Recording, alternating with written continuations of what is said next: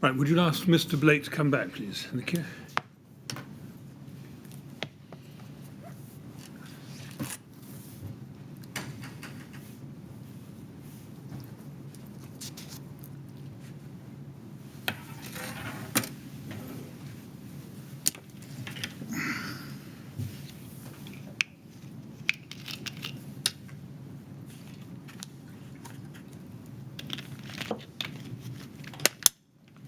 Right, Mr. Blake, ready to carry on? Yes. Thank you. Yes, Mr. Chairman, Mr. Blake, can I pick up something we discussed this morning, which was Simon O'Connor's CV and the inaccuracies in it, which we discussed together?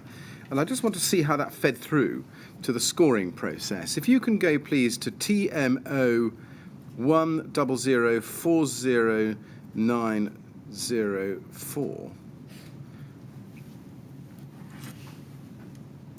And look at the native version of that document.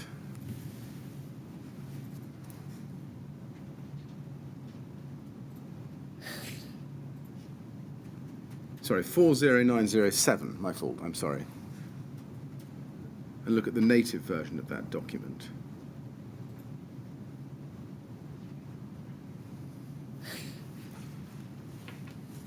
I just want to look at the Rydon tab at the bottom. You just flick on that, and then look at the scoring here. First of all, are you familiar with this document? No. No, you're not. All right. Well, let's see how we go. If you look at this page and look at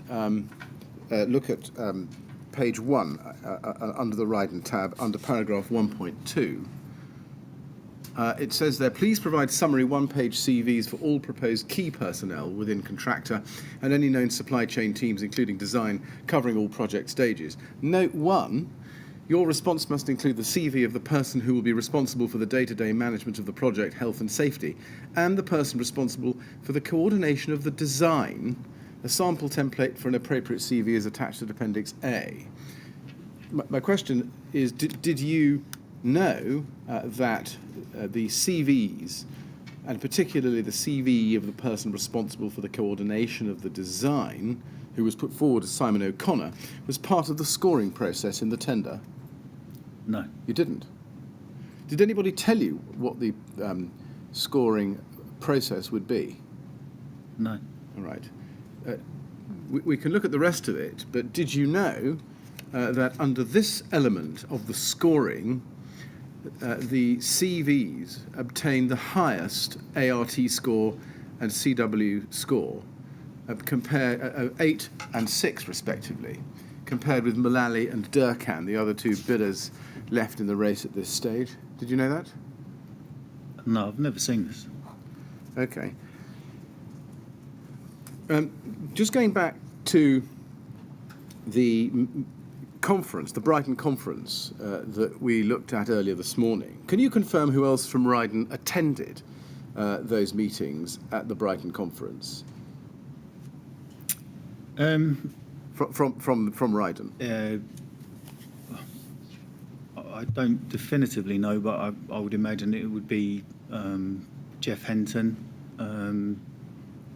and probably Andy Sharp. I see, okay. You also said this morning, I think it's page 87 at line 5, that you would sometimes invite others to these conferences. Do you remember whether you invited the TMO to this conference in that year, 2014? No, I don't.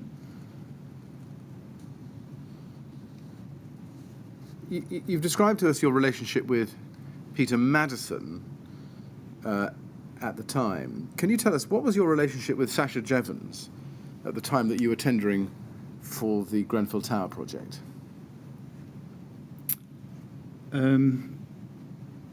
Similar to Peter Madison, I knew them as the roles they had within the industry. Right. I mean, is there any reason why, in your witness statement, you hadn't told us about the fact that you had these contacts with Peter Madison and Sasha Jevons at that stage? Because it didn't have any influence in the tender process. Now, if we can turn to an email chain which is sort of where we were before lunch. This is RYD 401193, and look at the bottom of page 1, please.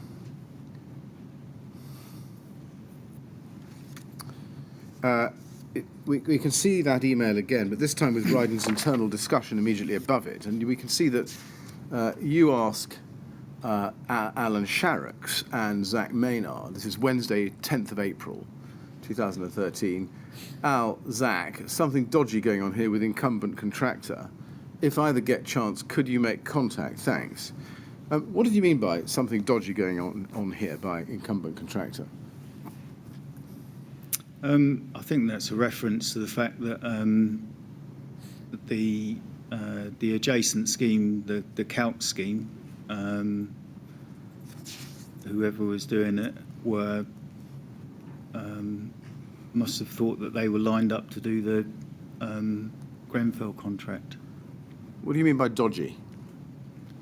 Well, it seems like if they're going out to the market to get check prices, then they weren't in alignment with the incumbent contractor on the adjacent site. Do you know whether Zach Maynard or indeed anybody else at Rydon contacted them and gave them any cost pricing information to assist them in their exploration? I don't think that they did. If we look at the top email from Alan Sharrocks to you and Zach Maynard of the 10th of April, it says, Zach, if it's financial info they're looking for, it's better you call them, mate. Maybe some typical metre squared cost for rain screen and double glazing will suffice. I've looked at the scheme funding and it's a £9.4 million pot for the whole Grenfell Tower regen, £6 million from council and £3.4 million from TMO. Reading what's on the internet, it's a political nightmare. There's a website dedicated to complaining about Phase 1 and the scheme in general. It looks like they've been forced into doing something with the tower. Now, was it your impression at the time that the TMO was forced, to use Mr. Sharrocks' word, to refurbish Grenfell Tower against the TMO's wishes? I didn't consider that. You didn't consider it? Does that mean you didn't think about it, or you didn't think that was what was happening? I didn't think about it. Right. What did you understand Mr. Sharrocks to mean when he said that they have been, looks like they have been forced into doing something with the tower? Well, he's found out some information and put it back to me as feedback about the project. Do you know where Mr. Sharrocks got his impression from? Presumably from the website he's referring to. Right. Did anybody at the TMO ever tell you that they, the TMO, had been forced into doing something with the tower? No.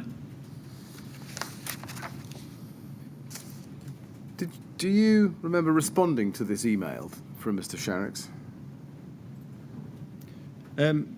No. Did you pass on to Mr. Powell of Appleyards the information from Vicky Croft about the frameworks? I don't know. In general terms, can you remember what happened after this flurry of exchanges in the April of 2013 in the story? I think it went quiet whilst the client made up their mind about how they were going to procure the project. Did you maintain contact with the TMO or Appleyards through that period? No, I don't think so. Can we look at RYD 401226, please? And at page 1 of that is a long email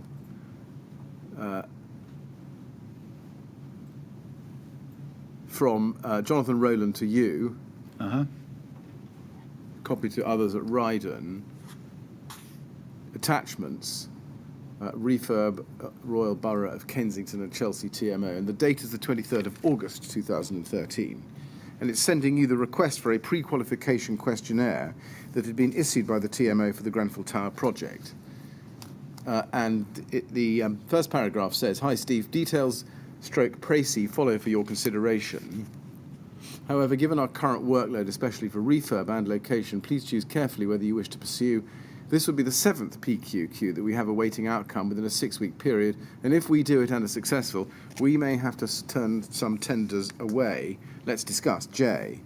And then underneath that, there's some detail,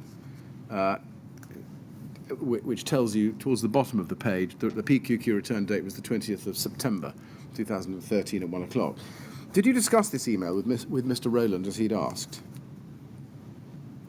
Yeah, I'd have thought so, yes. You'd have thought so. Do you remember that discussion? I don't distinctly remember it, but he's notifying me that a PQQ needs to be filled in for us to be considered for the tender. Indeed. It looks from this email that Rydon had a lot of work on at this time. Was that right? We had a lot of work that we were tendering for, yeah. Yeah. And what was Alan Sharrock's involvement at that time? In this project? Yes. I very little, I'd have thought. Yeah. Do you know why he wasn't put onto the project? We haven't seen it, but we do know that his CV was in the pack of CVs forming part of the tender package. Do you know why Alan Sharrock wasn't on this project? On Grenfell? Yes. Because he was carrying out another project. Right. I mean, Alan Sharrock, on the face of it, was an extremely experienced Rydon executive. Is there a reason why he wasn't selected to perform any role on the Grenfell Tower project? He did the initial interview, but he was working on another opportunity. You had a lot of PQQs at the time, as you can see. To what extent did Rydon have sufficient resources to service the work that it had at this time?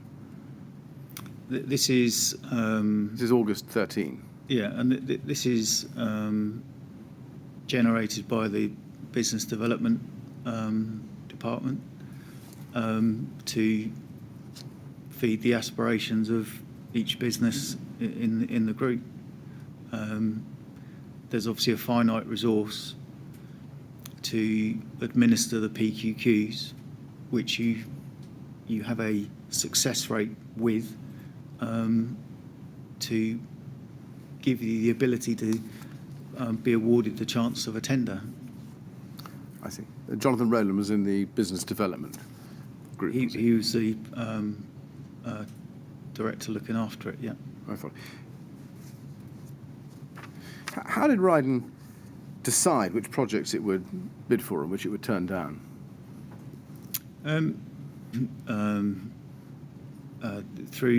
There's a computer system that filters the ODU process, which is the European fair competition, and then the filters put on would identify the types of work against the business stream, and then they would have a ranking as to the desirability and appropriateness of the scheme into the work stream, and then the resource available will be put on answering those or applying for the PQQ against that project. Following up on that, were these filters put on to the Grenfell Tower project when the PQQ came in for that? Yeah, they're very simple. If the ODU described, let's say, occupied refurb as part of the advert, then it would pick up on that and then bring it to the attention of that department. What ranking did the desirability and appropriateness of the Grenfell scheme have into the work stream when it was assessed under this system? Well, it fell into a category that we had previous experience of. So it was something that we felt we could be competitive with. What ranking did the desirability and appropriateness of the Grenfell scheme achieve? Where did it come in your ranking system? High, low, medium? It'd be a high-ranked scheme. Right. Yeah. Excuse me. And I ask you to turn to RYD 401228, please.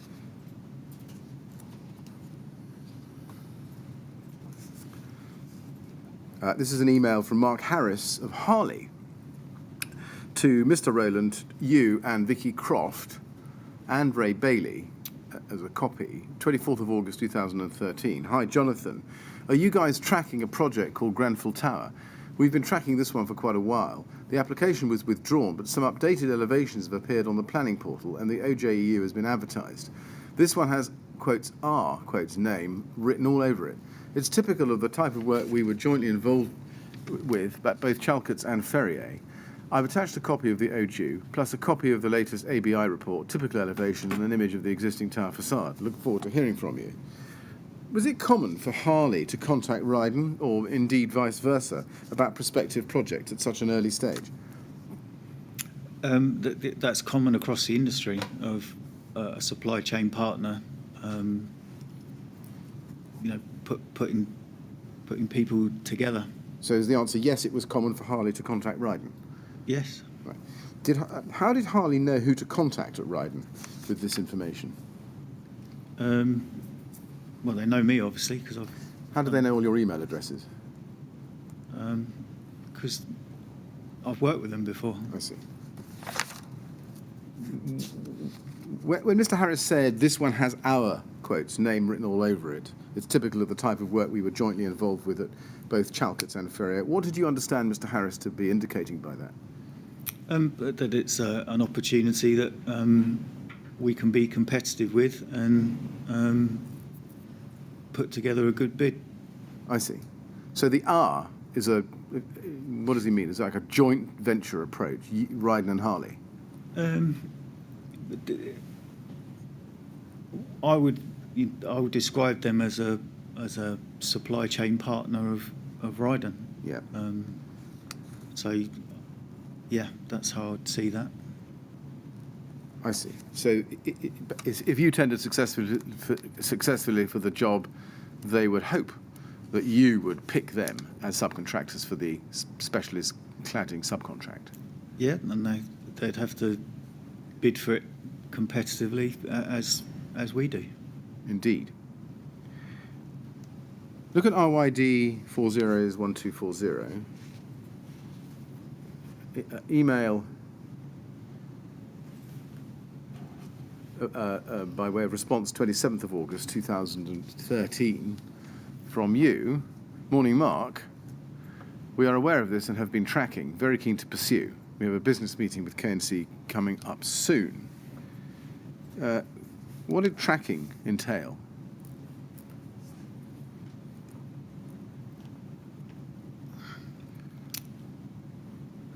Well, that we know that that's a job in the future that may come out to tender.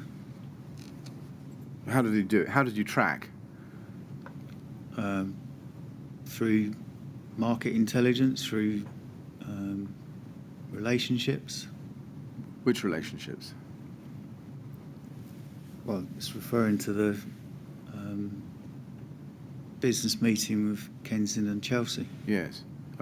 So did you know, or rather, was your tracking, did that involve using or continuing your relationships of individuals within Kensington and Chelsea?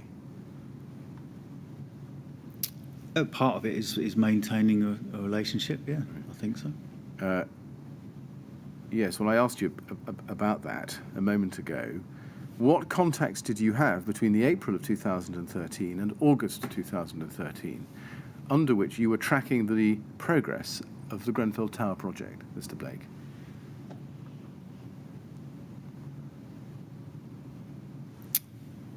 I'm sorry, I didn't get the first part of that question. I'll ask it again. Sorry. What contact did you have between the April of 2013 and the August of 2013 by which you were tracking the progress of the Grenfell Tower project? Yeah, from 7 years ago, I cannot remember. It says you have a business meeting with K&C coming up soon. What was that going to be about, that meeting? Again, I cannot recall that meeting. Who would it have been with? Do you remember? I don't know. Do you know what it was for? It would be an informal meeting to discuss our respective businesses. Do you know who had organised it? No, I don't remember the meeting.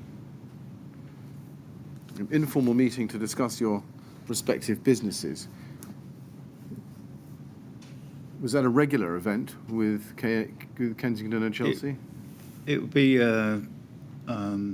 something that's part of my remit with all of my clients to meet with them just to have a business-to-business exchange, or people that we want to work for. It looks from this email, Mr. Blake, as if at some point between the April and the August of 2013, you had continued or resumed personal contacts with the TMO or with Kensington and Chelsea about this project. Is that right? Yeah, it seems that way. Yeah. Right. And was that Peter Madison or Sacha Jevons or anybody else? I don't know, because I can't recall the meeting. Mr. Harris comes back to you the same day saying, excellent news, if you look at the top of that page. As always, we will provide any support required for the PQQ. What support was he referring to?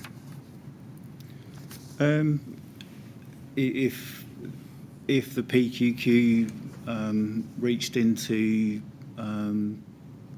supply chain partners and about their company, that might be part of the PQQ.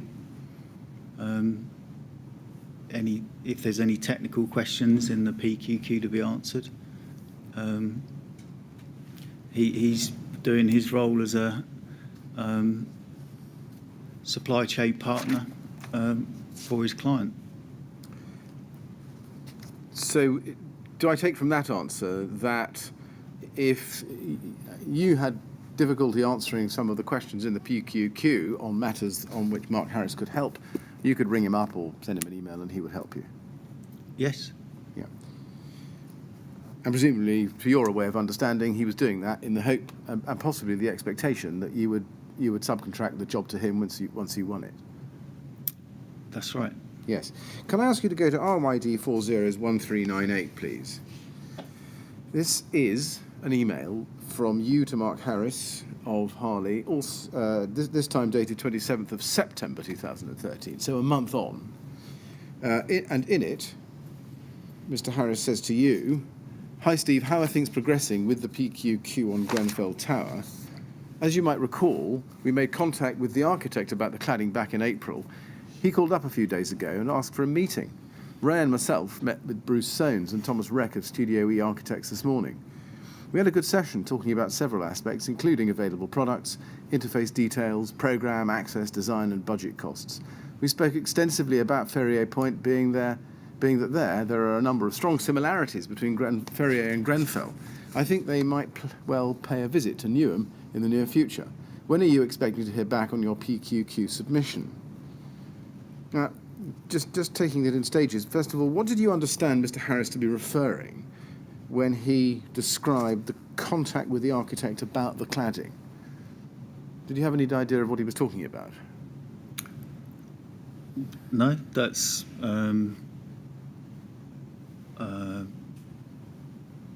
pretty straightforward, I think. Did you know that Harley had made contact with the architect about the cladding back in April 2013, before Mr. Harris sent you this message? No, I didn't. Did it come as a surprise to you? No. So would you expect a potential subcontractor on a contract or a project where there was a different incumbent or potential contractor to be making contact with the architect? I just see that's Mark doing his job. You see that he says, as you might recall, we made contact. Do you recall, or did you recall at the time, that he had made contact with the architect in April about cladding? I didn't know that. Well, it looks from this email as if he thought you did know it because he said, as you might recall. Can you explain, if you didn't know anything about it, why Mr. Harris might have thought you right, did? Yeah. Well, I have no memory of him saying that. We don't see a response to you from you saying, "Dear Mark, I don't know what you're talking about. I had no idea that you had been talking to the architect in April about the cladding." Now, given that there's no response, do we take it from that you weren't very surprised about it? As I said before, I see this as Mark chasing down his lead on a job, and nothing of that being unusual at all. Right.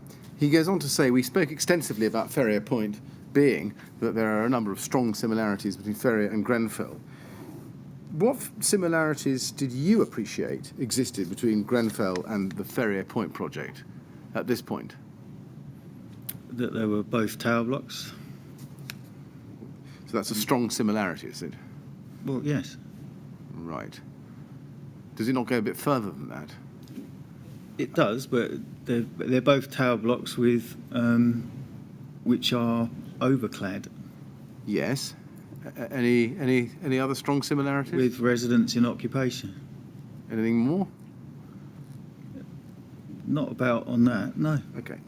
Let's turn to a different topic. Formal procurement of Rydon. Can I ask you to go to your statement, please, which is at page 4, paragraph 2.5.3. And you say there, finance, this is the heading, in my role as director, I oversee the estimating process when tendering for new work. Now, does that mean staying up to date, finger on pulse, with the progress being made in financial discussions relating to procurement? Yes. Does it also mean staying up to date on progress in any discussions about value engineering? Not necessarily. Not necessarily. At the time on this project, did you involve yourself in the estimating process? For Grenfell, yes, I did, yeah. Yes. Is it fair to say that you oversaw the work of the estimators? Yeah, I'm the director responsible for that function, yeah. Yes. And those estimators were, and correct me if I'm wrong, Katie Bachelier and Zach Maynard for the Grenfell Tower project. Zach's not an estimator. He's the commercial manager who managed that function. I see. So just help me. Katie Bachelier was the estimator, and are you saying Zach Maynard was her line manager? Correct. I see. But he's not an estimator. He was a commercial manager. Correct. I see. What about Frank Smith? What role did he play in the estimation exercise for the Grenfell Tower project? He helped Katie. At paragraph 2.5.4 under procurement, you say, I'm responsible for overseeing the procurement process in relation to each new project. And then you go on to say in the fourth line, I then oversee the appointment of suitable contractors, suppliers and consultants. So is it right that you were involved not only in the financial aspect of procurement, but in fact the whole process of procurement? I'm director responsible for that, yeah. Yes. And you, as we know, signed Rydon's tender bid. That's it. Yes. Now, can we look at RYD 3086624, please?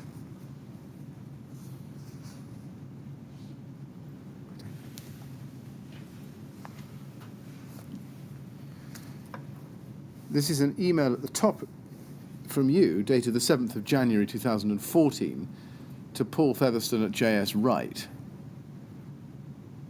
And it comes it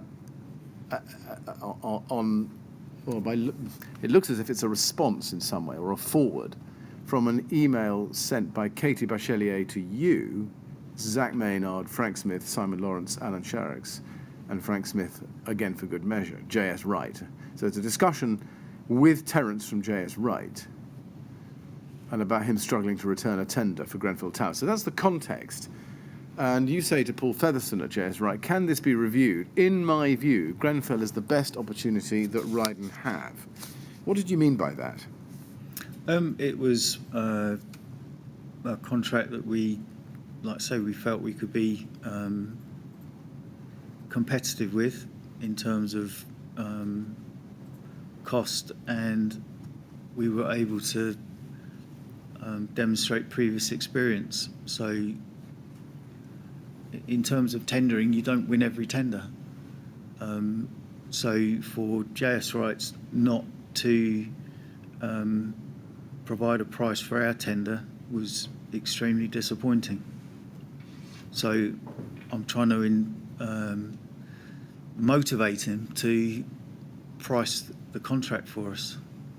So when you say the best opportunity that Rydon have, were you saying that Grenfell was the best tender out of a range of tenders? In terms of the fit for the business and the size and also the scope of the works, I saw that as the best opportunity that we had at that particular time. Yeah. Thank you. Now, can I ask you to go to RYD 30 86648, please? That's an email from you to Tim Shuttler and Jeff Henton, dated the 6th of March 2014. What we looked at earlier this morning in the context of the housing conference. You'll recall that. Now, just putting it in its time frame or time context, that was while the tender process was going on, wasn't it? Yeah, I don't know what date the actual tender was submitted. Well, I think it's signed on the 13th of February, Yeah, 2014. so that would have gone in on that day then. It went in mid-February. Yeah. And the result hadn't yet been announced, at least not formally, had it? No. And indeed, I think it's right that chronologically the tender interviews had not even yet taken place, had they? No. And we looked at this before, but let's look at it again. We have been informally advised that we are in pole position, ours to lose, and then three lines or paragraphs down from that, we are at interview tomorrow. So, is it right that you were informally told that you were in pole position, even though you hadn't yet been interviewed? Against what you've put there, then that, that's how that reads. Did it not strike you as strange that you had been told, even informally, that you were in pole position even though you hadn't yet been interviewed by the client? Yeah, but if we interviewed poorly, then we wouldn't be in pole position. Right. You say the Grenfell project was ours to lose. Who told you that? I don't know. Did Peter Madison tell you that? I don't know. Did Sasa Jevons tell you that? I don't know. How would Rydon have lost it? I don't know. Does it really mean that you were going to win it unless you threw it away somehow? The process had to go through its process before we would think we had won it.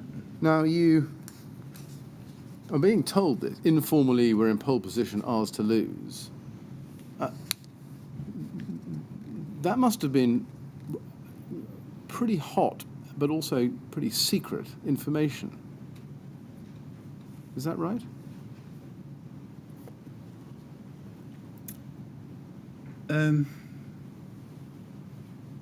I don't know, really. I don't know why it's secret. Well, can you tell us whether the other tenderers had also been told that you, Rydon, were in pole position and it was yours to lose? I don't know what they've been told. Indeed. Did you go? I think you told us this morning you didn't attend the interviews. Do you know who did? It was, I think, Alan, Simon, and Nikki, as I said earlier. Do you know whether Rydon gave any assurances at the interview as to how it would value engineer the project to meet the TMO's requirements. I don't know. Can we look then at the Artelia tender report? This is ART 402197, and it's dated the 12th of March 2014. So let's just look at the first page. Is this document familiar to you? No. It's the final tender report on enhancements and improvement to Grenfell Tower. It's not familiar to you. So are you telling us that even though you oversaw the tender process, you didn't see the Artelia final tender report? No. Well, I'm not familiar with this document. So. All right. Well, it's dated 12th of March 2014. I just wonder why you didn't see the tender report, given that you were the refurbishment director in charge of tendering for the project. I don't think I was sent this report by Right. them. Well, let's see page 10, and let's see if you can help us with it. If you can't, you can't. Page 10, first sentence, tender results. All three remaining tenderers, Durkan, Mullally and Rydon, returned their tenders by the required time and date. Tenders were opened on the 14th of February, the offices of KCTMA by Robert Black and Faye Edwards. And then you can see the tender sums at the bottom. Can you see contractor and tender amount? Rydon 9.2 odd million, Durkan 9.9 odd million, and Mullally 10.4 odd million. So Rydon was by far the cheapest, wasn't it? I can't see the bottom of the paper. Can we move it? That's it. Right, you're quite right. I'm so sorry. I'll repeat the question. If you look at 3.2 tender sums, and you see the three contractors and the sums set out in the column on the right. Yes. So Rydon 9.2, Durkan 9.9, and Mullally 10.4 million, respectively. So Rydon was by far the cheapest. Yeah, I see. Yes. Now, if we go to page 12, this is a breakdown of the tender sums. And I'd just like to look at the pre-tender estimate for each major area. If you look at Rydon's figures in the column next to it, so you can see how it works, this page. I wonder if it's possible, it probably isn't, to turn this into landscape. Let's see how we get on. If you look at the top of the page, it's descriptions, and then Artelia's pre-tender estimate, and then the three bids and an average, and it's done per package. And if you look down, preliminaries, you can see that Rydon come in almost £1 million cheaper than Durkan as the next highest bidder, and 1.3 odd million pounds cheaper than Mullally. You see that? And then if you look at external facade as item B8, if we could just go flip up a bit, thank you. External facade, Artelia's pre-tender estimate was 2.6 million, and Rydon come in at 3.8 million. Durkan is 3.6 million, and Mullally is 4.1 million. See that? And then fees for novated team. You can see the figures for that under item 13. You just flip to item 13, please. I think we just need to scroll down. You can see the fees for the novated team there. Now, if you does that tell us that Rydon was able to tender at lower than Artelia's estimated price in many significant areas?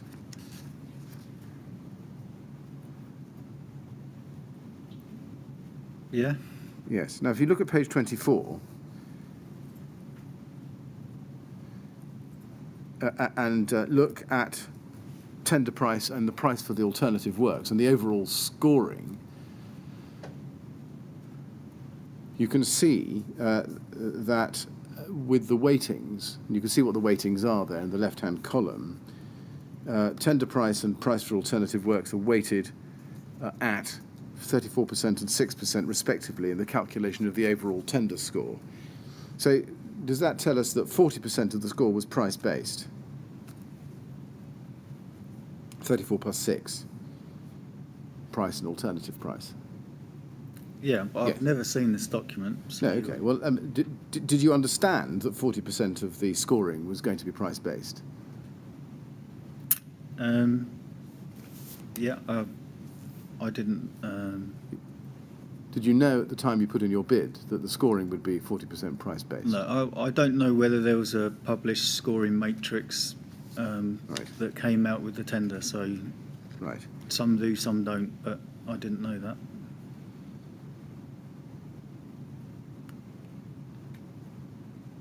Looking back at page 12, I'd like just to examine one thing with you, which is the fees for the novated team I showed you a moment ago under line 13. You can see that Artelia's pre-tender estimate for the novated fees, fees for the novated team was 163 odd thousand pounds, and your fees were 126,000 odd pounds. How did Rydon reduce or get the novated design team's fees down by about 40,000 odd pounds below the estimate? Do you remember? I can't answer that question because I don't know what the breakdown of the inclusion for the 163 is. Okay, and let me try and get at the point slightly more generally. We can see in general terms, not in every case, but in general terms, that Rydon had underbid the other competitors very substantially in a number of areas. My question is, when you were putting your bid in, how were you satisfied that Rydon wasn't sacrificing a commensurate amount of quality and service on the project when underbidding its competitors by about £1 million, and indeed Artelia's own market by about £600,000?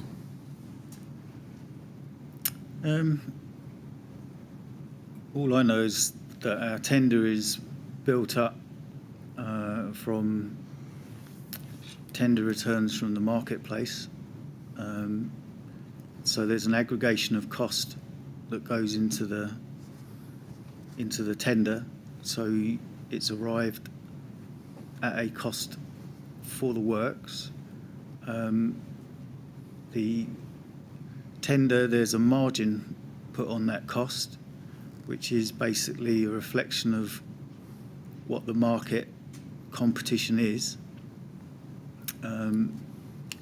which we did, and our competitors would have, I would imagine, they may have been busy and then said that the market is going to bear more return than we bid at. So it's a bid made at a point in time as a reflection of the market. Was it at all obvious to you at the time that you were going to be under extreme time and financial pressure to complete the works to this budget? Well, I didn't know what the competitors had bid at. No. I'm not suggesting you did, Mr. Blake, but given the degree of difference, that triggers me to ask the question, given the size of the difference, was it in your mind at the time that Rydon was going to be under extreme financial pressure and indeed pressure of time to complete the works within budget? No, that wasn't. Right. We'd competitively bid for the project on a, like say, an assembled tender. So therefore, that was what we are contracted to do. We are obliged to do. Can I ask you to go to RYD 403279? This is an email of the 11th of March 2014 from Jeff Henton to Alan Sharrocks and Simon Lawrence. You can see there. I'd just like to look at the first paragraph with you. Hi team, I've spoken with Peter Madison at Kensington and Chelsea TMO Limited, who informs me that our price for the above is in first place, allied to which our presentation and documentation is also in first place. Therefore, subject to a small amount of value engineering, Peter should be in a position to recommend our appointment on this scheme to his board early next week. I'd personally like to thank you for all your efforts in achieving this excellent result and look forward to a successful scheme.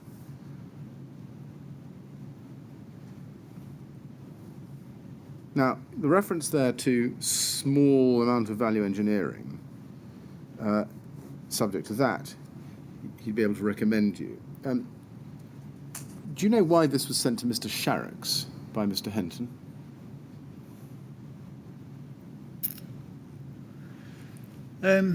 Only if I was away, if I was on leave. Right. You see, I should have pointed this out to you, but you're not copied in on this email. Yeah. And I wonder why that was. You're either the recipient nor a copy. Why is that? Do you know? I can only think that I was on leave. Right. Um, Given that you were responsible for overseeing the procurement process, why would being on leave matter? it wouldn't. I can't see any reason why I wouldn't be on that email chain. That's good news for our business. It is. And good news for you, because you had overseen the tender, as you told us. Well, it was a team event, so but yeah, that's, you know, a lot of work goes into preparing a tender of that size and with all the different trades to put together. So yeah, that's what that email's doing. Well, I see that. I just want to know why you're not in on it. I don't know. All right. And why was Mr. Sharrock's the primary recipient of that email?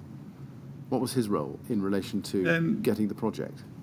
Because he must have led the interview team and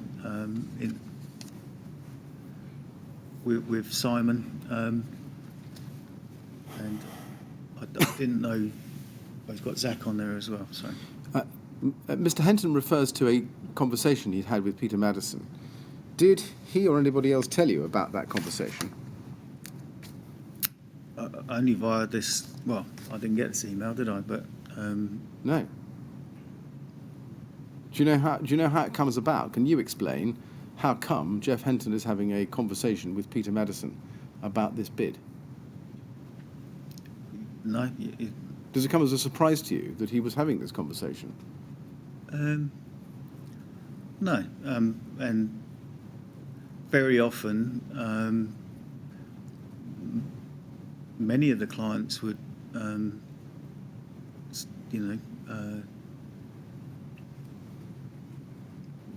say that you've presented a good tender.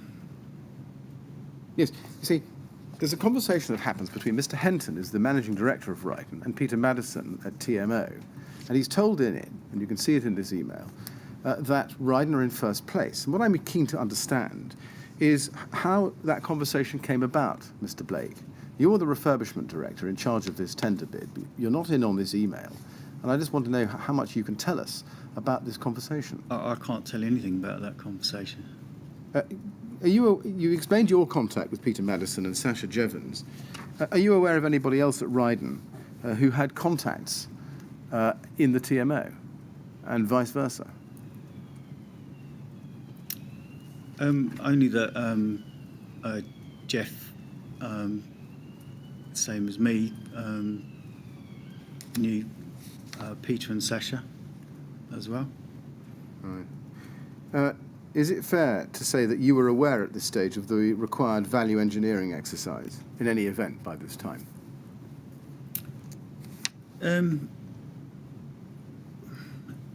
Yeah, I mean, I have to say it's a surprise. I don't know why I'm not on that email, but the value engineering I became aware of when the guy from the TMO made contact with me. Now, at the date of this email, it's right, isn't it, that the OJEU tender process was not complete?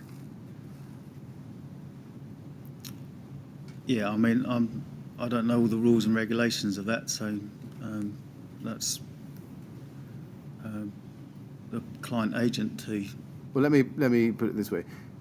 As at the 11th of March 2014, you knew, and if you didn't tell me, that none of the tenderers had been told of the results of the tender, and they were still waiting.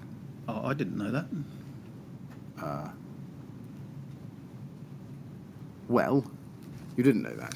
So is it your recollection that as at the 11th of March, you did know the results of the tender?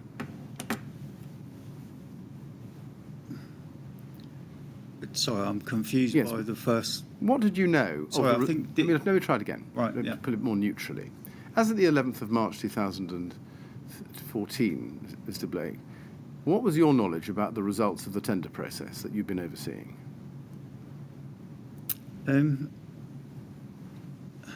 Well, at the 11th of March, if I'd had this email, then I'd have had that information. So, but that's saying to us that all being well, we're in pole. We looks like we've won the tender. What I didn't know, or what I was trying to say to you, is I didn't know what the other tenderers had been informed. No, I'm not asking you what the other tenders have been I informed. thought that's what you asked me. You would have known that you had not yet, well, would you have known that you would not yet have received a formal letter informing you, Rydon, of the outcome of the tender process? You would have known that. Yeah, but sometimes a formal letter will arrive in a week's time, or it doesn't necessarily come out the same day as an award.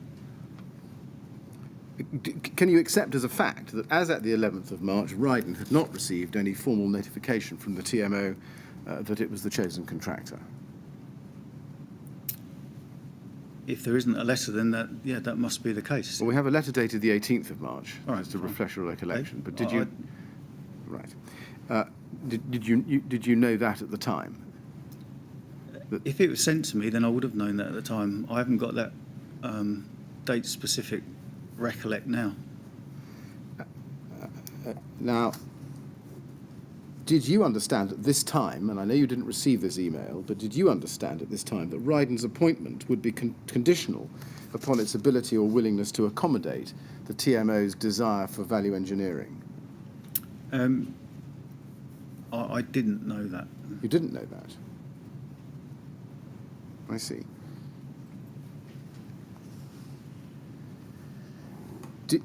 Does it follow from that that you didn't know that if Rydon was willing to accommodate the TMO's desire for value engineering, then that would put it in a prime position to secure the appointment?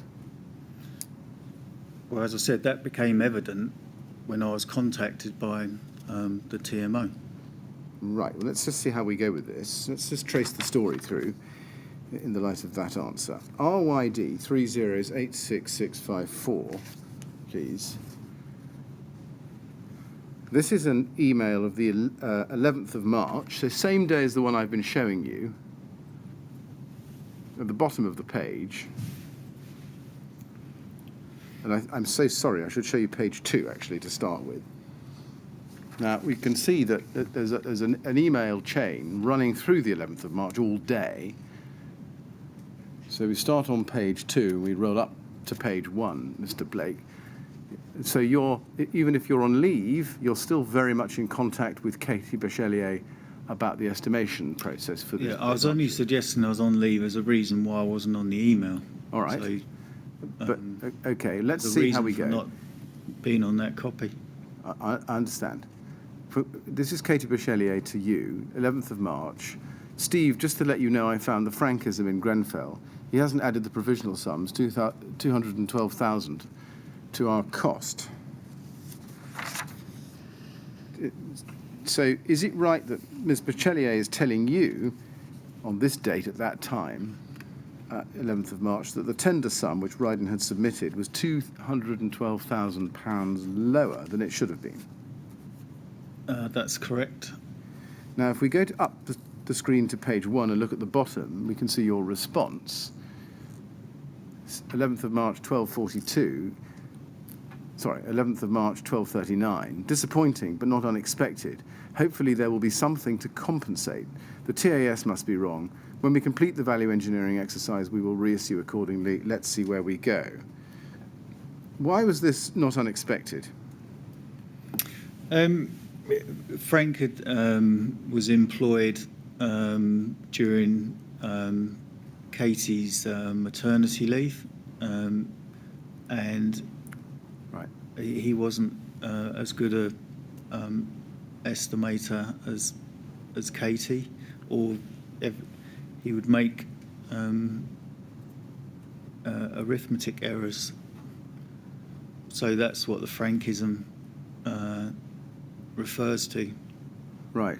I mean, it sounds from what you're telling us that he made errors habitually, hence the nickname. Not habitually, but any error of arithmetic is something that shouldn't happen. But when she called it a frankism, it rather sounds as if this was something he was used to doing. Yeah. Okay. What did you mean by the TAS must be wrong? Tender adjudication sheet. Right. Now, moving up to the page to the middle, Ms. Bachelier suggests, in the next email back to you, 1242, she says that the £212,000 can be recovered by removing the window reveals from Harley and by working a little bit harder to find some significant VE savings. Did you understand that she was contemplating identifying value engineering savings which could compensate for the £212,000 error? Yeah, I mean that's the essence of the message. It's a very unwelcome bit of news on the day that you learn that you're in a pole position. Right. So. So you would. But if you go back to my previous email, we need to let things run their course, and there's nothing we can do about it.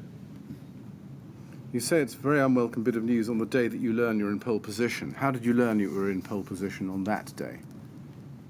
Well, I think that previous email was on the 11th of March, wasn't it? Indeed. The internal one. You said you hadn't received it.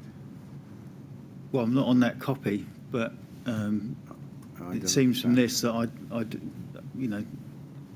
I must know about it. Clearly. So, on the basis of what you've just said, do we take it that although you weren't on that copy, you did see that email that day?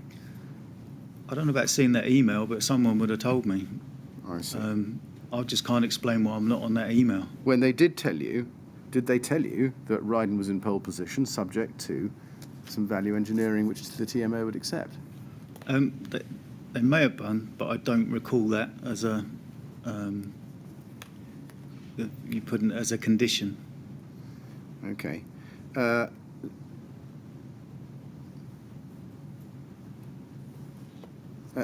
is the thrust of what Ms. Bachelier is telling you is that you'd be able to reduce the impact of £212,000 on your tender figure by finding significant value engineering savings and keeping them? Just saying about value engineering. So that's just a suggestion.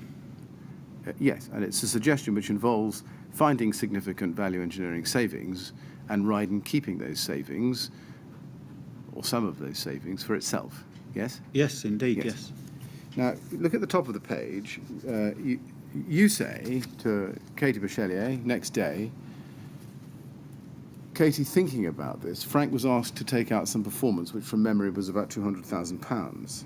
What was the performance that Frank was asked to take out? Do you remember? When a tender is put together, it's there's two levels to an estimate. An estimate will be, the function of the estimator is to inform,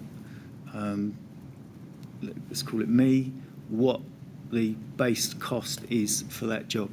So we will either measure elements of it, go out to the market, get quotes. So we will know that, so if we do this by example, Grenfell, let's say that the cost for doing that works is £8 million. And then on top of that, we will take a view of our margin, i.e. what the market will bear, and that is the decision that's made at adjudication. So if we want to be very, very competitive, then we will take a view to say that base cost is maybe overmeasured, or we can buy against our original quotations, so we will take a level of performance out of there to be as competitive as possible. Yes, but I'm sorry, that's- I'm going to cut you off because it's a very long answer to, I hope, what I hope was a very short question. What in the bid was about £200,000 that Frank was asked to take out? Nothing. It was a view of the overall cost. Right. Now, RYD 403295, email 12th of March 2014. This is from you, Mr. Blake, to your estimating team.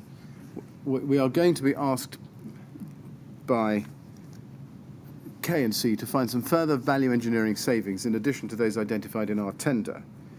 And then you say, let's wait until this approach is made before going to the supply chain. In terms of value allocation, we took care to make provision against a specification that was exactly compliant. And then you say this, Peter M. is going to forward some ideas tomorrow. Peter M. is Peter Madison, is it?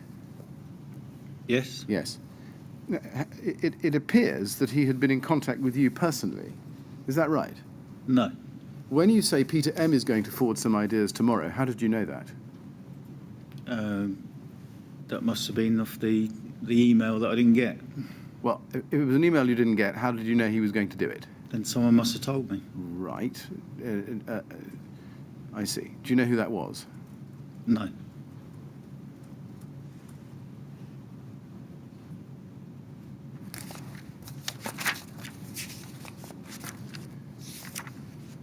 If you go back to the email, please.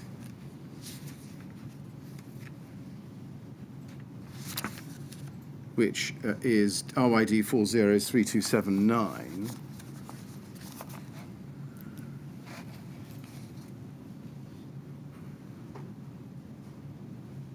There's nothing in that email which indicates that Peter Madison is going to be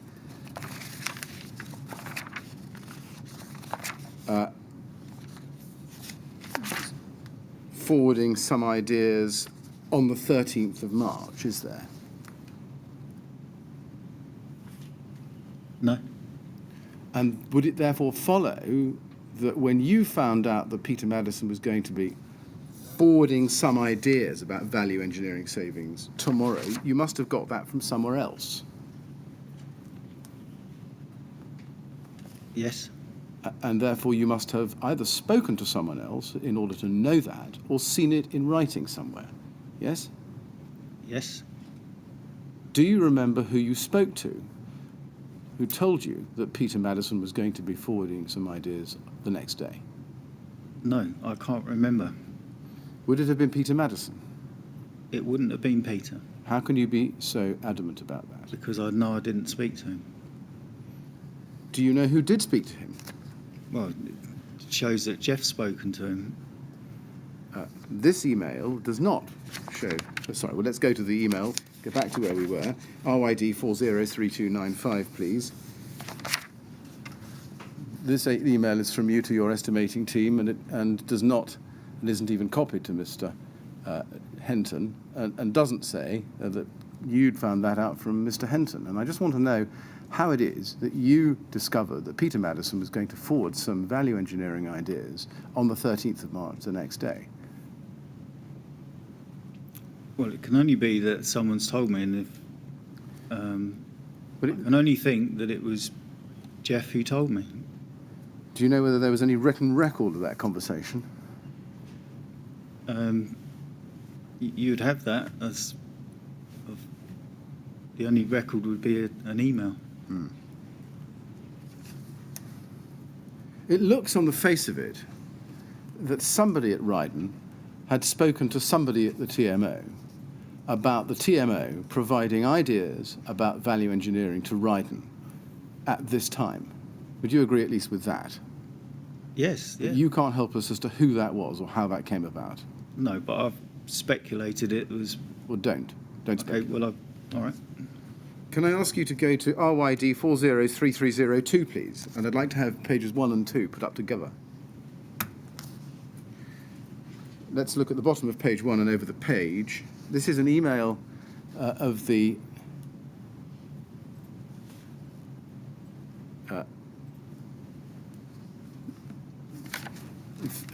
This is an email of the 13th of March, so indeed the next day, 13th of March, at the very bottom of page 1, sent to you, copied to Claire Williams and Peter Madison. And it says, Steve, Peter Madison of the TMO has given me your contact details. This is from David Gibson, Head of Capital Investment. And I take it you didn't know David Gibson, at least, at the TMO? No. No. But Peter Madison gave him your contact details. I understand you're currently in a meeting. Did Peter Madison have your contact details from previous dealings? From your previous dealings with him? Yeah, must have done, yeah. Do you remember giving them to him? I don't, but my contact details are on the website if you want to get them. Well, we can argue about that, about why it might be necessary for Mr. Madison to give Mr. Gibson your contact details if they were in the public domain. But that might be a matter for comment. But can I just ask you, he goes on to say, I have attached a simple spreadsheet indicating the areas we would like you to look at in relation to possible savings. Our target is around £800,000, which included the cladding savings already priced and any grant income to the scheme. You see that? Now, can I ask you to go to the attachment? There's an attachment to this at RYD 403301. And the native version of that I'd like to look at. And this is the spreadsheet attached to the email from Mr. Gibson. This is his simple spreadsheet. Did you open this attachment when you received his email? Yes. You did. You can see that from the first line, the works budget is £8,415,000. The cost savings to be made need to be in the region of £800,000. Was £800,000 the small amount that Peter Madison had led you to understand would be necessary? Yeah, that's the amount, yeah. Was this the first time that you, at least, were told what the TMO's actual works budget was? Yes. Now, we saw that Rydon's tender sum was £9.249 million odd pounds. Were you not a little bit shocked to discover the size of the price cut that the TMO were after? No. It's 8.7% on my calculations. Is that not a pretty hefty price cut? It's a significant amount of money, but it's not unusual for a client to do exactly that.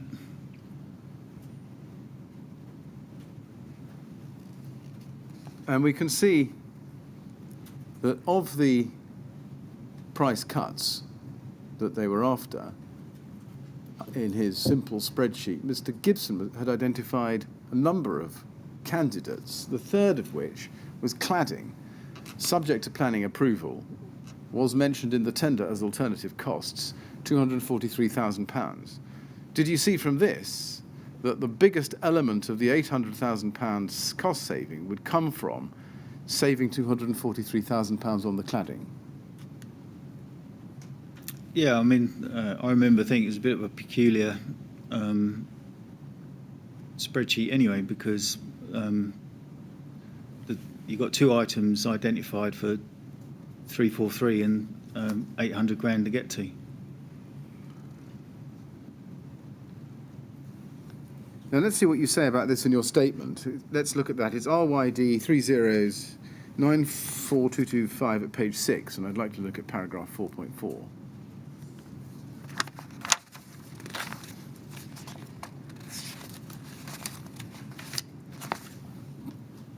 You say, Rydon submitted a tender dated 14th of February 2014. Subsequent to Rydon's tender, I received an email dated 13th of March 2014 from Peter Gibson of KCTMO attaching a spreadsheet indicating the areas where KCTMO sought to achieve savings in the order of £800,000. The potential savings identified included using aluminium rain screen cladding as an alternative to zinc rain screen cladding, My impression at this time was that Rydon was the successful tenderer and that KCTMO wished to enter into a contract with Rydon. KCTMO committed to a pre-contract service agreement with Rydon which allowed work to get underway while these savings were finalised. So by 13th of March, which is the date of this email exchange and this spreadsheet we've just been looking at, were you under the impression that Rydon was going to be appointed? Yes. But Rydon was also required to find £800,000 of savings, and in addition to that, something to be able to enable it to recoup the £212,000 costing error that had crept into the calculations as a result of the Frankism. So is it right that you're about £1 million adrift of your £9.2 million bid? I wouldn't connect them like that. The client wants to find 800 grand, and we have a 200 grand error to accommodate. So you're £1 million underwater from your bid of 9.2 million. We're not underwater. The 800 grand is client choice. Mr. Chairman, is that a convenient moment for a break? Yes, I think the shorthand writer would probably quite welcome that now. Mr. Blake, we're going to have a short break now. Same rules apply. No talking to anyone about your evidence, please. And we'll come back at 3:30. So when you're ready, if you'd like to give the usher. Thank you.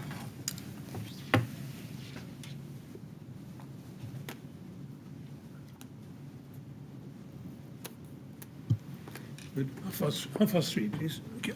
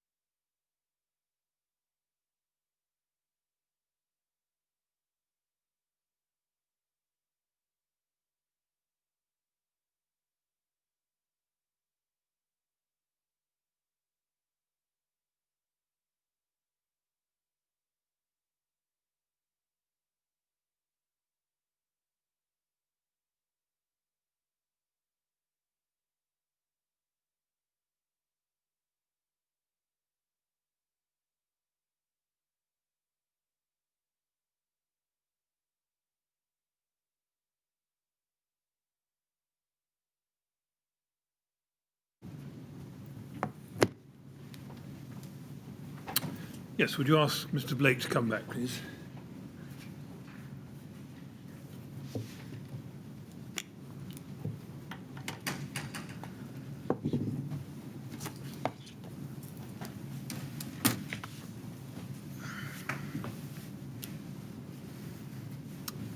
Right, Mr. Blake, ready to carry on? Yes, thank you. Good, thank you. Yes, Mr. Phillips? Mr. Chairman. Mr. Blake, did you, or to your knowledge anybody else at Rydon, tell the TMO that Rydon had made a £212,000 costing error when putting in the bid? No one told them that, no. No. Is there any reason why Rydon didn't tell the TMO that?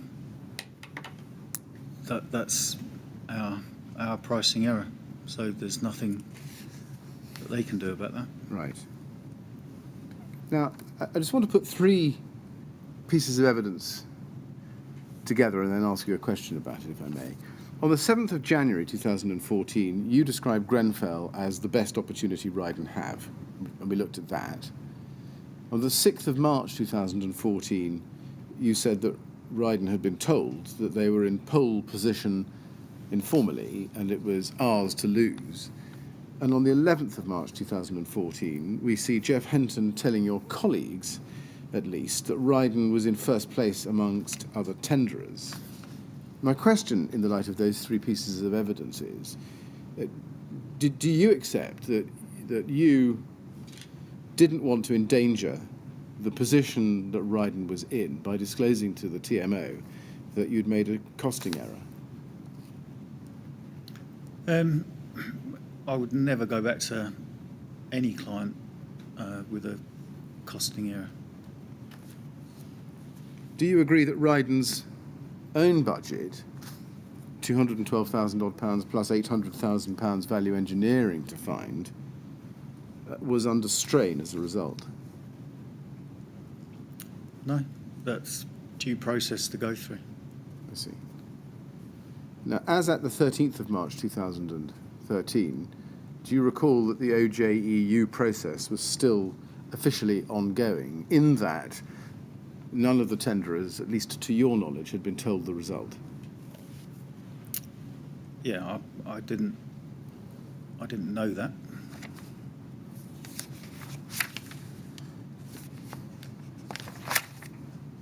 I mean, at this stage, I think you still hadn't received any formal notification from the TMO that you were the winners.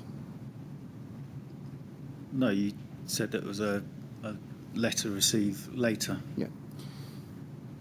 Now, can we look at your witness statement? It's still on the page, page 6, paragraph 4.4. You say, and this is 13th of March 2012, and this is in the context of the email we've been looking at, Mr. Blake, with the spreadsheet.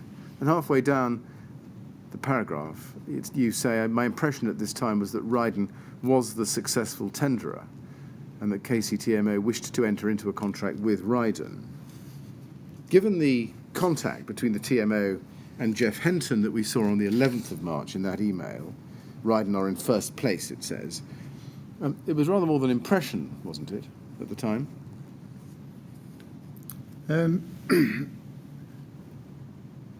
Well, impression is that it's that's what I've been told, so that's why I said it like that. Looking at the spreadsheet we've been looking at, and we can go to it again if you like, was it your impression or understanding at the time that Mr. Madison's request for a saving of £800,000 odd, which had come through on the spreadsheet from Mr. Gibson, told you that the TMO had discovered that the scheme they had put out to tender was in excess of its own budget, and that it was contemplating significant savings and changes to the tendered scheme as a result? Yes. To your knowledge, were any other contractors given the opportunity to consider those required savings? I don't know.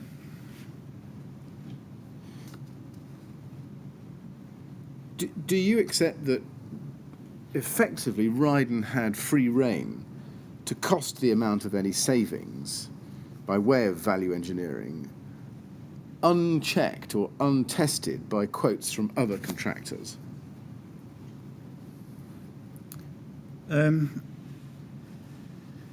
Yeah, put like that, but we've tendered on the basis of the analysis that was done. That this is a secondary event that the client can choose to do. Can we go to RYD 403302, please? This is an email from you to Mr. Gibson in response to his email of the 13th of March. We saw earlier the one at the bottom of the page over to page 2. We're now on page 1. This is you back to get David Gibson, same day. Copy to Claire Williams and Peter Madison.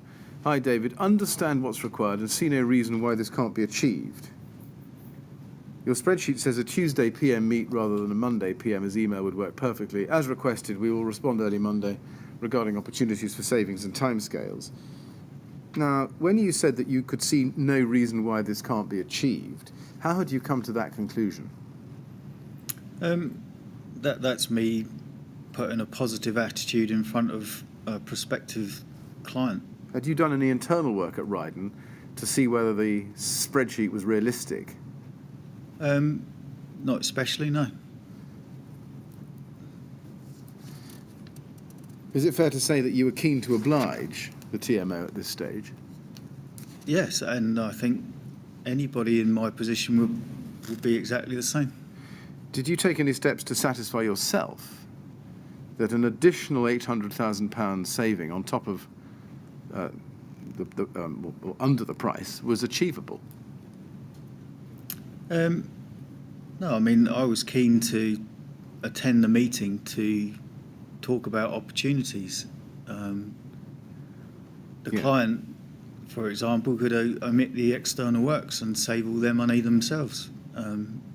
So that's their choice, isn't it? So when you say you were putting a positive attitude in front of a prospective client, is it right that you were saying you see no reason why this can't be achieved without actually having done the internal work to work out for yourselves whether, in fact, the £800,000 saving could be achieved? It can be achieved in a multitude of ways. So I'll just go back to meeting the client to discuss what opportunities there are. Yes, but you hadn't had the internal discussion at Rydon and sat down with the £800,000 to work out for yourselves whether actually it could be achieved. No, but I put it out to the team to see, to say, can you go and find it? Now, the spreadsheet says a Tuesday PM meet rather than Monday PM. Do you remember going to a meeting on the Tuesday PM? Yes, I do. Yeah. Now, that Tuesday was the 18th of March 2014. Mm-hmm. Now, in his witness statement, Mr. Lawrence says that you attended that meeting along with Katie Bachelier, and you met David Gibson, Peter Madison, and Claire Williams. Do you recall that? Yes, but only, like I say, vaguely. I think it was in the estate office. Do you recall what was discussed at that meeting? Not specifically. No, I don't. In general? Went through the need to find a significant amount of savings. For the scheme to meet their budget. Right. Let's see how we go. You see, there's nothing in your statement about that meeting. Do you know why that is? Why did your statement not cover this meeting? I didn't see any need to put it in there. Right. It was quite an important meeting, was it not? Because this was the first time you were actually going to meet the prospective client in relation to this tender, no? Well, I didn't see a need to put it in there. Very well. Do you remember whether options for cladding savings were discussed at that meeting? I know that as part of the tender, we were asked to identify a saving for an alternative cladding manufacturer, which was the money that was identified on that spreadsheet. Nothing more than that. Well, just unpicking that answer, that spreadsheet wasn't part of the tender pack, what that you were responding to, was it? The sheet that was emailed to me, David Gibson's simple Yeah. spreadsheet, yes. that wasn't, no, it wasn't. No. And the tender pack didn't actually ask for £800,000 of savings, did it? No, it didn't, no. No. When you say as part of the tender we were asked to identify a saving for an alternative cladding manufacturer, which part of the tender precisely are you talking about? There was in there for, I think, for an alternate, there was a section for an alternative cladding. Are you talking about the NBS specification? Well, that's where it was identified, but on the tender submission, the 243 was a figure that we quoted. No, let's just get clarity here. I asked you whether you remember whether at the meeting options for cladding savings were discussed, and you just told us that as part of the tender you were asked to identify a saving for an alternative cladding manufacturer. That's right. Now, I'd like to know which part of the tender documentation, which went to all tenderers, asked for a saving for an alternative cladding manufacturer. My understanding is that was part of our tender submission. We were asked for an alternative price, and we gave that as part of our tender submission. I see. You're not referring to the NBS specification then, just so I'm clear. No, but I do know in the NBS specification the alternative cladding was identified. But not for price purposes. Yes. You think it was? Yes, definitely. Yeah. That's what the alternative price was Did based you read the NBS? I thought you had told us that you didn't read the NBS specification until you became contract manager in October 2015, Mr. Blake. Am I wrong about it? Well, that's why I understand why that price was given, because that's where it was identified. When did you first read the NBS specification and the alternative cladding specification? Well, I don't know, but it wasn't at tender stage. Right. I'm saying my understanding of why that price was given at tender stage, which I thought that's what you were asking me. Now, at that meeting, I'll go back to my question, do you remember whether options for cladding savings were discussed? Only that that option was identified on that spreadsheet. Did you have the spreadsheet at the meeting? I may have done, I don't recall. Now, Mr. Lawrence says that at that meeting you discussed what could be done to bring the project within the TMO's budget. Do you remember that? That was the purpose of the meeting. That was the purpose of the meeting. My question was whether Mr. Lawrence is right when he says that you discussed what could be done to bring the project within the TMO's budget. Was that what was discussed? I'd love to say that I can't recall, but that's my understanding of why we had the meeting. Do you remember? Okay. Did Rydon? Do you remember whether Rydon gave any assurances at the meeting that Rydon was able to meet the TMO's budget or budget requirements? No assurances.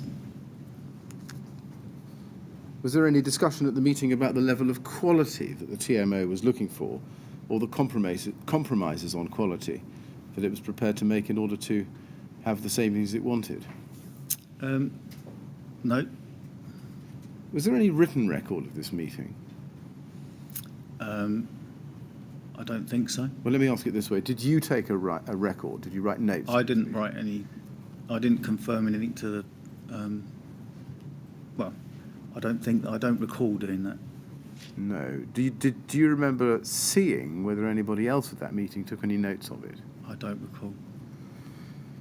Now, let's look at page 1 of this email run. We can see that your final email here was to Alan Sharrock's, Zach Maynard, Katie Bachelier, and Simon Lawrence. See email chain below and spreadsheet, and then we can see the attachment, Rydon potential cost reductions. I have spoken to Harley's, you say, and said that if we can do some significant VE to match their budget, we will be recommended. I have asked them to reconfirm their price to double-check the allowances we have submitted. I will have the same conversation with the JS Wright. And then you say, meanwhile, let's have a brainstorm for further ideas and confirm figures on spreadsheet. Now, this is the 13th of March. I should have shown you that. So we're some days yet away from the 18th of March meeting. Is it fair to say that you're the one at Rydon orchestrating the value engineering process? Yeah, getting it going, yes, definitely. Yeah, getting it going and coordinating it, orchestrating it. Yes. Yeah. Is this email indicative of Rydon's process in undertaking value engineering, that it would go to its subcontractors to explore what savings Rydon could get from them, and then collate them all, and then pass them on to the client? It would be a way of doing it, yes. You say I've spoken to Harley's. Do you know who you spoke to Harley's? Who you spoke to at Harley's? I don't recall. Who was your prime contact at Harley's at this time? Either Mark or Ray. Mark Harris or Ray Bailey. Do you remember the discussion that you had? No, I don't. When it says to match their budget, significant VE to match their budget, I assume you mean the TMO's budget. That's right, yeah. So does it come to this, that you were basically seeing whether Harley could give you the savings on the cladding so that you could give the TMO the price cut they were after? If there was, against an element of value engineering, yes. Yes. And in using the term VE, value engineering, did you consider whether the cut in prices for cladding needed to involve no loss of functionality or performance? I would take VE to mean that, yes. And what about safety? That's the same thing. Right. Can I look at HIR 3010160? This is a document I don't think you will have seen at the time, certainly. It's come from Harley's records, and it's a sales/tender progress report compiled by Mark Harris. And it runs from the 1st of March 2013. Can I ask you to go to page 5, please, and look at the entry at the second from bottom? And it's the 13th of March there. And it says, MAHRJB, call received from Steve Blake at Rydon. He advised that Rydon have been told, quotes, off the record, unquotes, that they are in pole position. However, the job is over budget. Rydon are attending a meeting on Monday and require us to confirm available value engineering for them to table. Agree to provide this by tomorrow. So, just looking at that, do you remember calling Harley on that day? I don't remember, but that's clearly that I've done it. So, and I think your recollection is right, that MAH, Mark Harris, RJB, Ray Bailey. So those are the two people you called, it looks like, from this. Yeah, that's what I would do, yeah. Yes. And it says that you told them that Rydon have been told off the record that they're in pole position. Is this record correct? That is what you told them? I don't recall, but if that's what's written, then that's what I did. Right. Did you tell them to keep that a secret from the other tenderers? No. Now let's look at RYD 40315. This is an email, 3315, RYD 403315. This is an email from Mark Harris of Harley to you. I'll wait for it to come up. It's RYD, yes, thank you.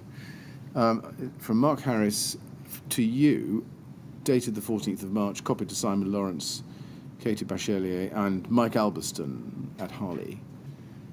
Steve, please find the first round of VE options attached for Grenfell Tower. And he goes on to say in the second paragraph, this has been presented to show the value of the compliant package with VE cost options below. The cladding is shown with 4 options for the main zinc areas. At the risk of stating the obvious, the cladding savers are not cumulative. Only one of the 4 options can be selected. And then he goes on to say something about planners. No doubt budget will be the driver here. And then he goes on to say in the third main paragraph, I'm sorry, I meant the third main paragraph, that the architects would be precious about retaining the spec for zinc cladding, but no doubt budget will be the driver here. Now, just focusing on that third paragraph there, did you get the message that face-fixed ACM panels would deliver significant savings, but the planners were not very keen on it and would prefer a cassette fix? Yes. Did you understand that at the time the difference between face-fixed, which I think you and Harley had used at Camden, Chalcots, on the one hand, and cassette-fixed ACM panels on the other? I knew there were different arrangements of the facade. Had you, or to your knowledge anybody else at Rydon, had any experience of using cassette ACM panels on any building? No, we hadn't, no. Now, if we look at the attachment to this email, you'll see at the top of this page in front of us, it refers to an attachment, Proposed VE Cost Savings PDF, 14th of March 2014. Let's look at it. It's, well, first of all, I should ask you, did you open this attachment when you received this from Mark Harris?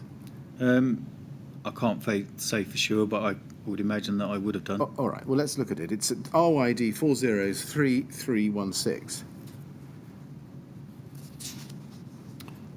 And it's a document entitled Grenfell Tower, London, Proposed VE Cost Savings, Compliant Bid. You can see that the compliant bid, based on Harley quotation 29th January 2014, 3.7 million odd pounds, using Proteus zinc cassette cladding, birch face plywood window reveals. And then we see proposed VE cost savings. Ignore the Wicona windows for the moment. Look at the and the UPVC window reveals. Let's look at the 4 cladding savings. Rainabond natural zinc cladding cassette in lieu of Proteus zinc cladding cassette. There's a saving of £157,000. Rainabond natural zinc cladding face fix in lieu of Proteus zinc cladding cassette, 279,000 odd pounds saving. Rainabond standard silver colour aluminium cladding cassette in lieu of Proteus zinc cladding cassette, 419 odd £1,000 saving. And then Rainabond standard silver colour aluminium cladding face fix in lieu of Proteus zinc cladding cassette, a saving of 576 odd £1,000. Looking at that, do you recall opening that and studying it when you got it from Mr. Harris on the 14th of March? Yeah, I like I said, I would imagine that I would have opened it, Yeah. and looked at it. And clearly that would have indicated to you, did it, that Rainabond's ACM cladding panels were going to deliver much bigger savings than zinc cladding? Yes, that's right. And that face-fixed fixings or system would give an even bigger saving than a cassette system? Yes. Yes. By this time, was it accepted by you and Harley that ACM cladding would be used if an agreement could be obtained from the client and from RBKC's planning department? Do you remember that? Well, based on the fact that they wanted to make savings, then if the planner accepted the change against what the permission was granted against, then yes, that would be carried through, yes. Can I go to RYD 403419? We're going to come back to this document later in your evidence, Mr. Blake, just so you know. But just looking at this document, this is an email, second email down, from Peter Blythe at Artelia to Peter Arnold at Rydon, dated the 18th of March 2014. What was Peter Arnold's role in this exercise? Do you remember? He was as the email title, senior bid manager, so he would have Right. been responsible for the putting together of this tender. And you can see that it says, please find the attached notice of tender result for the works at Grenfell Tower,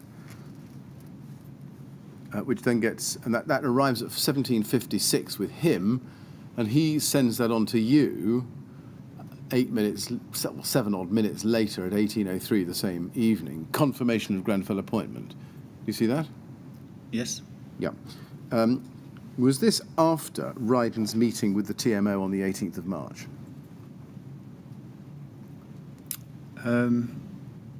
Yeah, it must have been. Yes. Is it fair to say that the arrival of this letter shows that you had done enough, so far as you saw it at the time, during that meeting earlier in that day, to convince the TMO that you were able and willing to make the savings required? Yeah, I would still say that the tender was adjudicated on the 9.2. Let's look at the letter that was attached. It's RYD 403420, and it's the formal letter which was sent to say that Rydon was the preferred bidder. And let's just have both pages of the letter up together at the same time if we can, pages 1 and 2. And it's entitled, well, as you can see, dated, it's the 18th of March 2014, and it's entitled Notice of Preferred Bidder Status. And if you look at the first 2 paragraphs, you can see what Artelia say about the position. And they tell you that you are the preferred bidder, and it's the intention of KCTMA to enter into a contract with you subject to the agreement on the site boundary and a formal approval from the KCTMA board and RBKC. And then there's a standstill. It's a long letter, but I think you can take it from me that there's no reference in there anywhere to the discussions that you'd been having over the previous 7 days with the TMO in relation to value engineering. Does that correspond with your understanding or recollection? And we can look at the document. Yeah, it does, yeah. Yeah. Nor is there any reference in it to the contract being, or the obtaining of the contract being conditional on any further approvals by the TMO as to price. Yes. Do you know why that was? Because the tender was adjudicated on the 9.2 bid. Right. And that's what the comparison was made against. If the client wishes to make changes thereafter, that's up to them. It looks as if the decision, and perhaps if you can help me with this, then please do, and if you can't, then you can't. But it looks as if the decision to appoint you as preferred bidder was made not only on the basis of the fact that Rydon had initially put in the lowest bid, but also on the basis that you had satisfied the TMO that you could achieve £800,000 worth of value engineering savings. Is that how you saw it? No. I see it that it's been awarded on the basis of the tender that we submitted. Did it occur to you at the time that having given you formal preferred bidder status on your bid price, you could then hold them to that instead of agreeing to a cut in your price of £800,000? That's their choice, not ours. Yeah. We that's the basis upon what they would want to contract with us. Once you had obtained preferred bidder status formally like this, what was to stop you telling the TMO that actually the £800,000 wasn't doable and that you were going to stick to the tender price?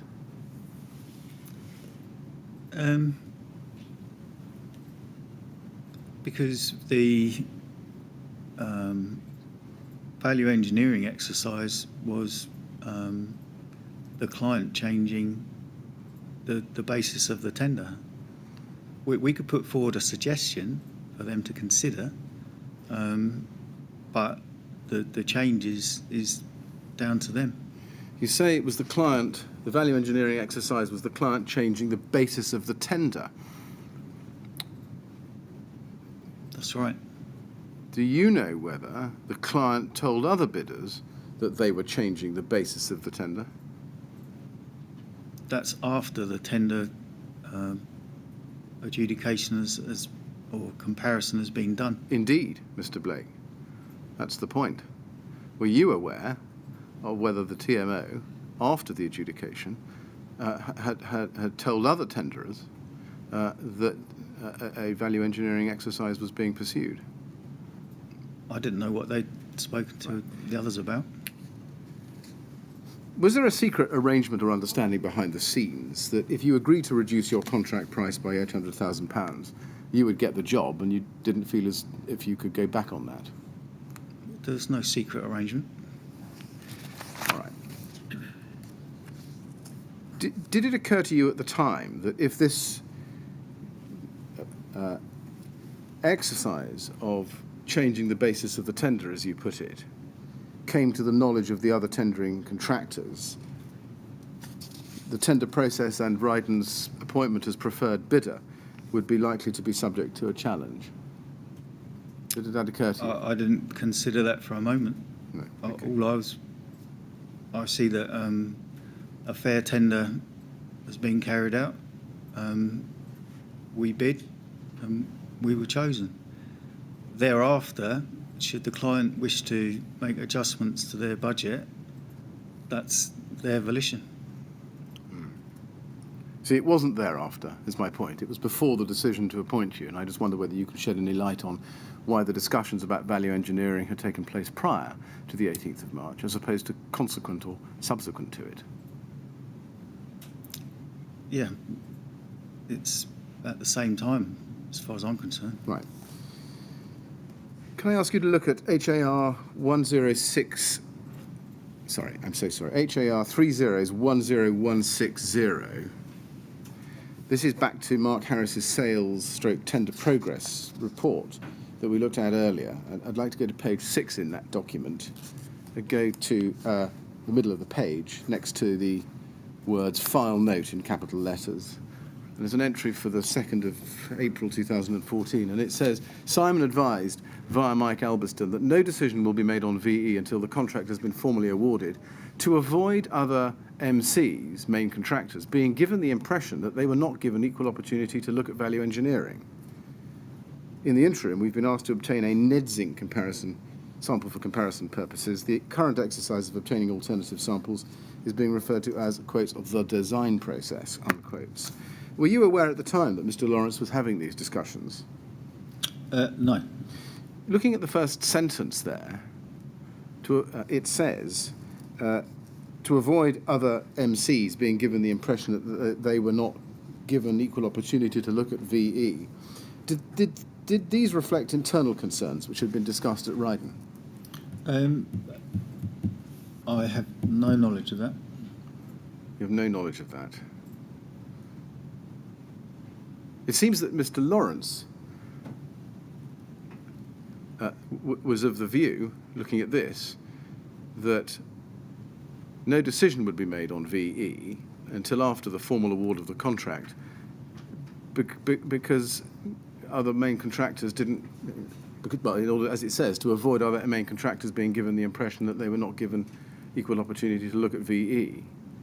Did you understand that that was the purpose behind making no decision on value engineering?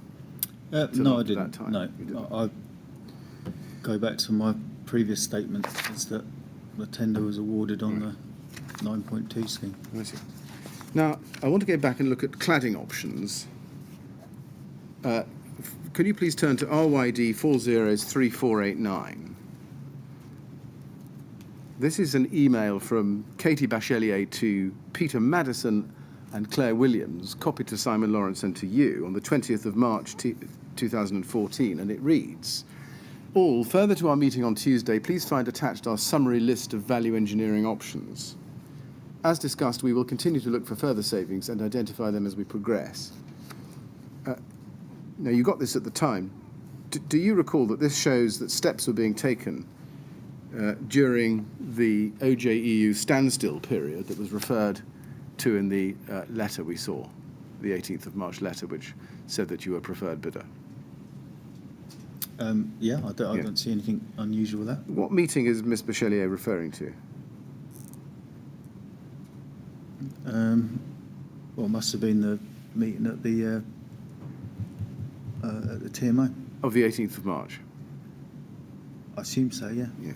Now look at the top of the page at the first two attachments. You can see that the first one is VE Options, 18th March 2014, and the second one, Cladding VE Options, 18th March 2014. You see that? Let's just turn to the first one, called VE Options, if we can. That's RYD 403490.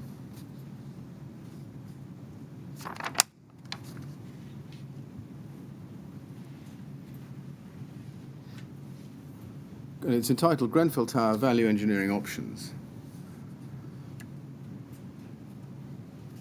And if you look at the headings, it covers a number of elements of the project. And the right-hand side shows a number of savings, or a number of figures for savings. And the bottom shows total possible savings listed as £862,041. That figure is slightly more than the £800,000 odd pounds that Mr. Gibson had proposed. On the face of those figures, do you accept that it would appear that Rydon was able to find the TMO, the savings that it needed to bring the project within the revised budget? If the TMO wanted to instruct them, then they could save themselves that money. If the TMO wanted to instruct who? Sorry. Us. I see.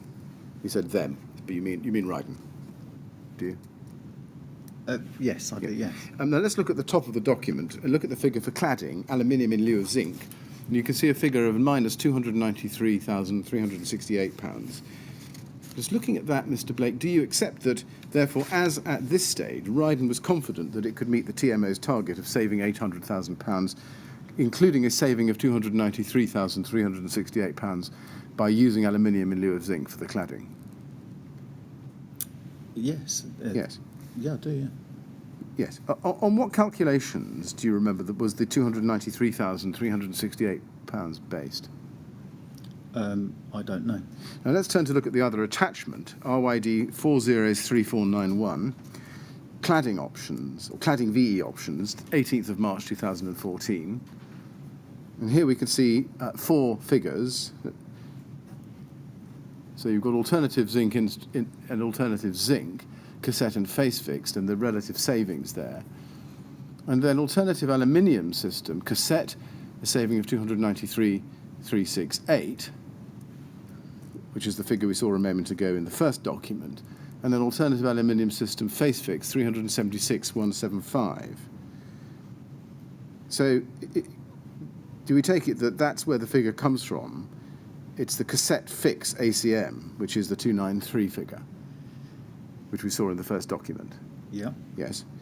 Now, both of these documents have 18th of March 2014 in the title, and that's the day of the meeting we discussed earlier that we had with the TMO, or you had with the TMO, to discuss value engineering. Do you remember whether these documents were presented to the TMO at that 18th of March meeting? I don't recall. You don't recall? No. Now, we've already seen that Harley sent you a document showing potential cladding savings on the 14th of March, which is 4 days before the 18th of March documents were produced. Can we please have that up alongside this document? And that's RYD 403316. I'd like to look at both documents side by side if we can. So this is the one on the left is what you're showing the TMO on the 20th of March, and the one on the right is what Harley had shown you on the 14th of March. And if we compare them, we can look at the bottom two entries. Harley, on the 14th of March, right-hand side, was suggesting that the two options for ACM cladding, cassette and face fix, would produce savings of 419,000 and 576,000 respectively. Yes? Yes. Yes. But you were telling the TMO that you could get savings on the cassette aluminium system of 293,000 as opposed to 419,000, and for face fix 376,000 as opposed to 576,000, a full £200,000 difference. My question is, why was Rydon telling the TMO that the savings which could be achieved on the switch to ACM were more than £100,000 less than the lowest of Harley's own figures?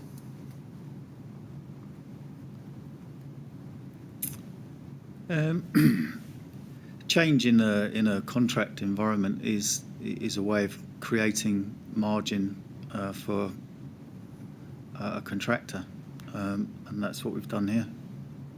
Is that a polite way of saying that you were showing the TMO rather less by way of savings than you were getting from Harley and pocketing the difference? At that point in time, yeah. At that point in time. Given that you had appreciated long prior to this that the budget was a priority for the TMO, was it not Rydon's responsibility to alert the TMO to the fact that Harley had suggested far greater savings than you were letting on? We've made a choice to put that saving to them. So that's how it is. That's how it is. Now let's look at the bottom entry in each document, face fixed. That is it shows that Rydon stood to make a gain of just over £200,000 on the difference between what Harley were offering you as a saving on aluminium face fixed and what you were passing on to Rydon, passing on to the TMO for face fixed. Why didn't you pass that saving on directly to the TMO instead of taking some for yourself? Because that's where it's decided to the saving to give to the client. Who made the decision only to pass on 376,000 of the 576,000 to the client? I don't know, but I'm responsible for that, so it's me. And the same in relation to the aluminium cassette, 293 as opposed to 419. Was that you again? Yep.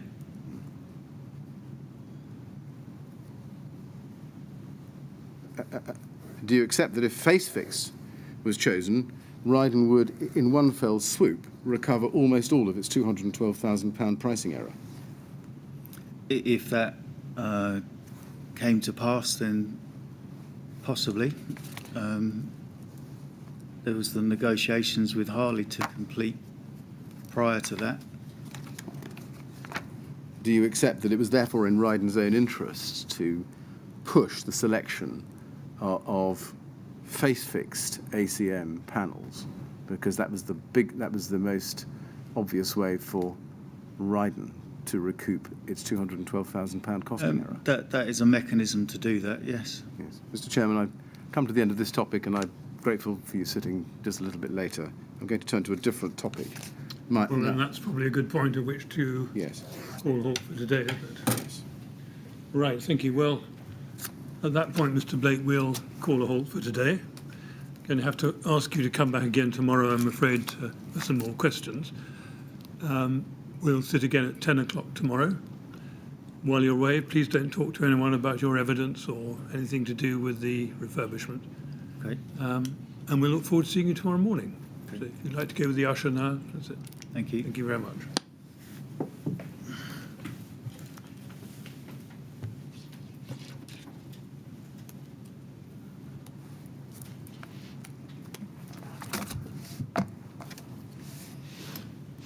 Right, thank you very much. 10 o'clock tomorrow.